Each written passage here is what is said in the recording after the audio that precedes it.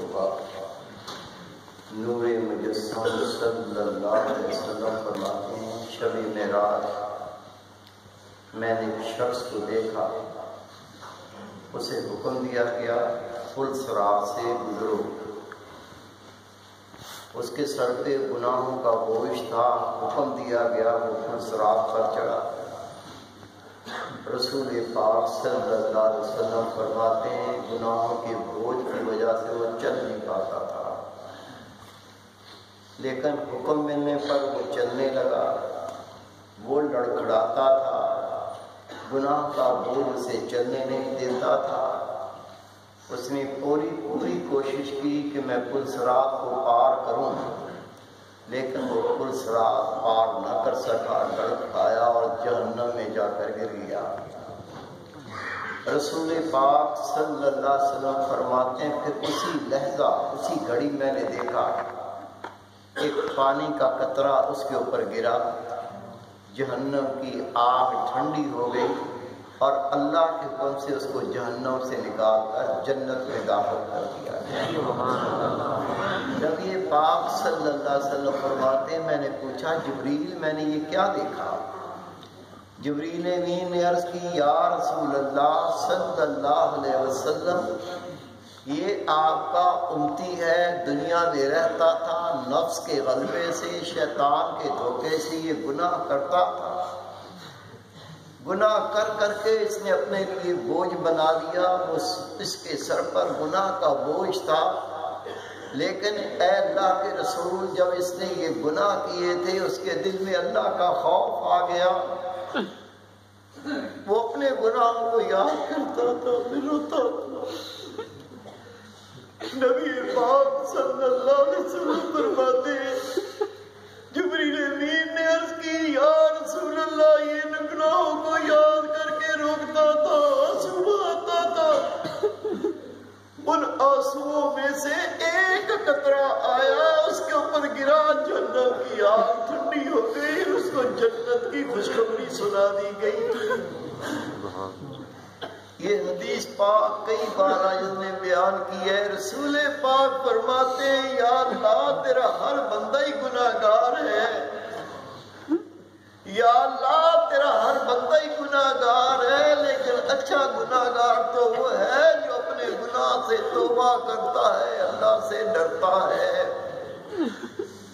رسول پاک صلی اللہ علیہ وسلم تشریف فرما دے، ایک شخص نے آج کے عرض کی یا رسول اللہ صلی اللہ علیہ وسلم میرے گناہ کم کیسے ہوں گے؟ آپ نے علماء کرام سے سنا ہوگا روزے محشر عمل تو لے جائیں گے، ایک پڑھنے میں نیک عمل رکھے جائیں گے، دوسرے پڑھنے میں اس کے گناہ رکھے جائیں گے، اگر نیکی کا پڑھنا بھاری ہو جائے گا وہ جنتی بن جائے گا، گناہ کا پڑھنا بھاری ہو جائے گا وہ جہنمی بن جائے گا۔ اس حدیث پاک سے پتہ یہ چلتا ہے جس کے گناہ کم ہوں گے وہ جنتی ہوں گے، جن کی نیکیاں زیادہ ہوں گی وہ جنتی ہوں گے، اگر گناہ کا پڑھنا بھاری ہوگا وہ جہنمی ہوگا، نیکیاں کم ہوں گی تو وہ جہنمی ہوگا۔ سائل نے عرض کی یا رسول اللہ صلی اللہ علیہ وسلم میرے گناہ کم کیسے ہوں گے؟ معلوم چلا یہ چاہتا تھا گناہ کم ہوں گے نیکیاں زیادہ ہوں گی، اللہ مجھے بخش دے گا۔ نبی پاک صلی اللہ علیہ وسلم نے فرمایا تو استغفار کی کثرت کیا کر، تیرے گناہ کم ہو جائیں گے۔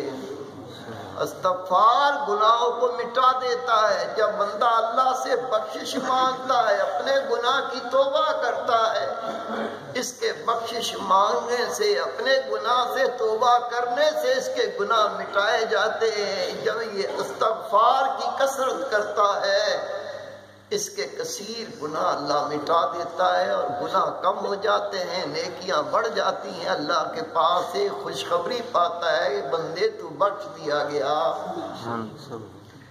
نبی پاک صلی اللہ علیہ وسلم فرماتے ہیں میں نے شب معراج دیکھا ایک شخص ہے، اسے حکم دیا کہ آپ پل صراط سے گزر، وہ آگے بڑھا، وہ گزرنا چاہتا تھا لیکن لیکن حالت اس کی یہ تھی، حدیث پاک ہے، کبھی منہ کے بل گرتا، کبھی چوتروں کے بل گرتا، اس سے چلا نہیں جاتا تھا۔ خدا کے محبوب صلی اللہ علیہ وسلم فرماتے ہیں پھر میں نے دیکھا ایک نورانی ہستی آئی، اس نے آگے بڑھ کر اس کا ہاتھ تھام لیا اور ہاتھ تھام کے پلسرات سے گزارنے لگا۔ نبی پاک فرماتے پھر میں نے دیکھا وہ بندہ جو چل نہ سکتا تھا، کبھی منہ کے بل گرتا تھا، کبھی چوتروں کے بل گرتا تھا، سرین کے بل گرتا تھا، اسے نورانی ہستی نے اس کا ہاتھ تھام لیا اور پلسرات سے گزارنے لگا، یہاں تک کہ اس کو پلسرات کو پار کروا دیا۔ میں نے کہا جبریل امین، یہ میں نے کیسا شخص دیکھا، یہ تو چل نہیں پاتا تھا، کبھی منہ کے بل گرتا تھا، کبھی سرین کے بل گرتا تھا، اس سے چلا ہی نہیں جاتا تھا، یہ کون آ گیا جس نے اس کا ہاتھ تھام لیا، پلسرات سے گزار کر اس سے پار کرا دیا؟ نبی پاک صلی اللہ علیہ وسلم فرماتے جبریل امین نے جواب دیا، اللہ کے محبوب یہ آپ کا امتی تھا، اس کے گناہ اس کو چلنے نہ دیتے تھے، اس کے گناہ اس کے پاؤں کی ہتکڑیاں بن گئے تھے، یہ چلنا چاہتا تھا چل نہ پاتا تھا، لیکن دنیا میں اس نے آپ پر درود و سلام بھیجا تھا۔ یا رسول اللہ، وہ درود و سلام ایک نورانی ہستی کی صورت میں آیا، اس کا ہاتھ تھاما اور تھام کے پلسرات سے گزار دیا۔ میرے پیارے بھائی، میرے بیٹے، ہر نیکی بخشش کا وسیلہ، ہر نیکی رحمت کا وسیلہ، ہر نیکی اللہ کے فضل کا وسیلہ، ہر گناہ اللہ کا قہر، اللہ کا عذاب۔ نبی پاک صلی اللہ علیہ وسلم نے کسی سے عرض کی، یا رسول اللہ میرے ماں باپ قربان ہو جائیں، میرے گناہ کیسے بخشے جائیں گے؟ اللہ کے محبوب نے فرمایا تو غسل جنابت میں جلدی کیا کر، غسل جنابت کے صدقے تیرے گناہ بخش دیے جائیں گے۔ جب غسل فرض ہو جائے تاخیر نہیں کرنی چاہیے، غسل فرض ہے، اسی سے پانی پیتا پھر رہا ہے، اسی سے کھانا کھاتا پھر رہا ہے، اسی سے کام کرتا پھر رہا ہے، پتہ ہی نہیں میں ناپاک ہوں، مجھے پاک ہونا چاہیے۔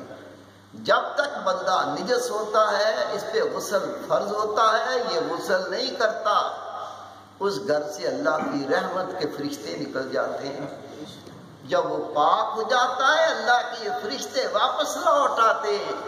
اس لیے اللہ کے محبوب سے پوچھا، یا رسول اللہ صلی اللہ علیہ وسلم میرے گناہ کیسے معاف ہوں گے؟ میرے محبوب نے فرمایا تو غسل جنابت میں جلدی کیا کر، یہ ایسا اچھا عمل ہے اس کے صدقے اللہ تیرے گناہ معاف فرما دے گا۔ خدا کے محبوب فرماتے ہیں میں نے دیکھا حشر کا میدان ہے، نفسا نفسی کا عالم ہے، ہر بندہ پریشان ہے، اپنی جانوں سے بیزار ہے۔ ایک ایسا بندہ اس نے دیکھا اللہ کے نبی بیٹھے ہوئے ہیں اور جو نبیوں کی اطاعت کرنے والے ان کے اونٹی تھے وہ بھی ان کے ساتھ بیٹھے ہوئے ہیں۔ آپ فرماتے ہیں اللہ کے نبیوں کے حلقے لگے ہوئے، ان کو ماننے والے ان کے ساتھ بیٹھے ہوئے ہیں۔ میں نے ایک نبی کا حلقہ دیکھا، میں نے چاہا میں اس کے ساتھ میں بھی بیٹھ جاؤں، مجھے دھتکار دیا گیا، مجھے پیچھے ہٹا دیا گیا، میں مایوس ہو کے واپس لوٹا۔ پھر ایک اور نبی کو دیکھا اپنے اونٹیوں کے ساتھ بیٹھا ہوا ہے، میں نے چاہا میں ان کے ساتھ بیٹھ جاؤں۔ رسول پاک فرماتے ہیں پھر اللہ تعالیٰ کے ان بندوں نے اسے دھتکار کیا، وہ پیچھے ہٹ گیا، وہ کئی انبیاء کرام کے حلقے میں گیا، اسے کسی نے بیٹھنے نہ دیا، وہ بڑا پریشان تھا، بڑا مایوس تھا۔ رسول پاک فرماتے اللہ کی قسم پھر میں نے دیکھا ایک نورانی ہستی آئی، اس نے اس کا ہاتھ پکڑا، ہاتھ تھاما اور اسے لا کے میرے نبی پاک فرماتے میرے حلقے میں لا کے بٹھا دیا۔ میں نے کہا جبریل امین یہ میں کیا دیکھتا ہوں، ہر نبی کی جماعت نے اس کو دھتکار دیا، اپنے پاس نہیں بیٹھنے دیا، لیکن پھر ایک یہ ہستی آئی، نورانی ہستی پہنچی، اس کا ہاتھ تھاما اور لا کے میری مجلس میں بٹھا دیا۔ جبریل امین نے عرض کی اللہ کے محبوب اس کے عملوں کی وجہ سے کسی نبی نے اپنے ساتھ نہیں بیٹھنے دیا۔ اے خدا کے محبوب یہ آپ کا امتی تھا، لیکن جب اس پر غسل فرض ہو جاتا تھا یہ غسل کرنے میں دیر نہ کرتا تھا۔ آپ نے دیکھا جو نورانی ہستی آئی اس کا ہاتھ پکڑ کے میری مجلس لا کے بٹھایا، یہ وہی غسل جنابت تھا جس کو کر کے وہ پاک ہو جاتا تھا، اسے وہ میری مجلس میں لا کر بٹھا گیا۔ اللہ رب کریم ہر گناہ سے بچائے، نیکی کی توفیق عطا فرمائے۔ یہی دنیا میں نجات کا وسیلہ ہے، یہی قبر میں نجات کا وسیلہ ہے، یہی روز محشر نجات کا وسیلہ ہے۔ اللہ رب کریم ہمیں انہی کاموں میں زندگی گزارنے کی توفیق عطا فرمائے جو اللہ اس کا محبوب پسند کرتے ہیں۔ ان کاموں سے اللہ ہمیں بچا لے، اپنی پناہ عطا فرما دے جن کاموں سے اللہ اس کا رسول ناراض ہوتے ہیں۔ خط تشریف پڑھ لیں۔ سورۃ فاتحہ 1 بار، سورۃ قریش 11 بار، سورۃ اخلاص 11 بار، اول آخر درشی پڑھ لیں، مراقبہ ہوگا۔ اجازت میں جاتے ہیں۔ مولانا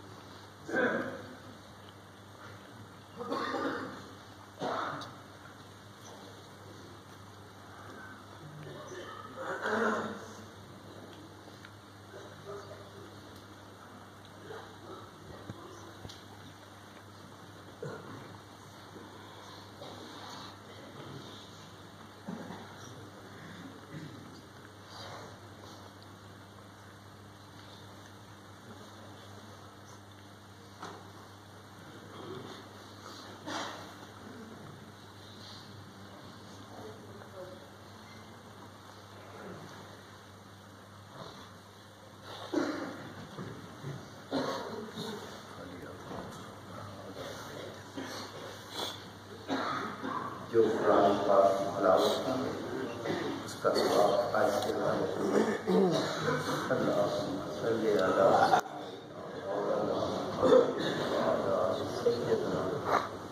مولانا محمد جو قرآن پاک کا اس کا ثواب روح حضرت محمد مصطفیٰ نور ان کی جميع انبیاء کرام شہداء کرام صالحین صالحین اولیاء اعظام کل مسلمین مسلمات سونا سے یا یا اللہ وسیلہ جمیلہ زندہ فرما دل روشن فرما اپنی محبت فرما دل کو غیر سے پاک صاف فرما صلی اللہ تعالی علی خیر خلقہ محمد صاحب اجمعین۔ تمام مراقبہ ہے، آنکھیں بند کر گردن کو چھپا دیں، گھٹنے کھڑے کر کے گھٹنوں میں منہ دے دیں، گھٹنے کھڑے کر کے گھٹنوں میں منہ دے دیں، آنکھیں بند کر دیں، گردن کو جھکا لیں۔ اگر کپڑا ہو تو منہ پہ کپڑا ڈالنے سے زیادہ یکسوئی حاصل ہوتی ہے، کپڑا نہ ہو ویسی آنکھیں بند کر کے گردن جھکا کر گھٹنوں میں منہ دے کر بیٹھ جائیں۔ اور پھر آج تک جو اللہ کی نافرمانی گناہ ہوئے بندے کو سب پتہ ہوتا ہے۔ نبی پاک فرماتے ہیں جس گناہ سے مومن توبہ کر لیتا ہے اللہ رب کریم نہ اس کی سزا دنیا میں دیتا ہے نہ آخرت میں دے گا۔ جو کمیاں کوتاہیاں ہوئی انہیں یاد کر کے اللہ کے سامنے اقرار کر، یا اللہ مجھ سے گناہ ہوئے ہیں، میں آج تیرے سامنے سچی توبہ کرتا ہوں، میرے پچھلے گناہ معاف کر دے، آئندہ میں تیرے حکموں پر عمل کروں گا، تیری نافرمانی نہیں کروں گا۔ اللہ سے عہد کر کے ہو سکے تو تھوڑا رو لو، دو چار آنسو بہا دو۔ نبی پاک کا فرمان ہے اگر اللہ کا بندہ گناہ یاد کر کے اتنا ہی رو لے اس کی آنکھ کے بال گیلے ہو جائیں اللہ پچھلے سارے گناہ معاف کر دیتا ہے۔ اللہ سے رو دھو کے سچی توبہ کر کے اپنا خیال دل کے مقام پہ لے جاؤ اور سنو، دل کرتا ہے اللہ اللہ اللہ اللہ اللہ۔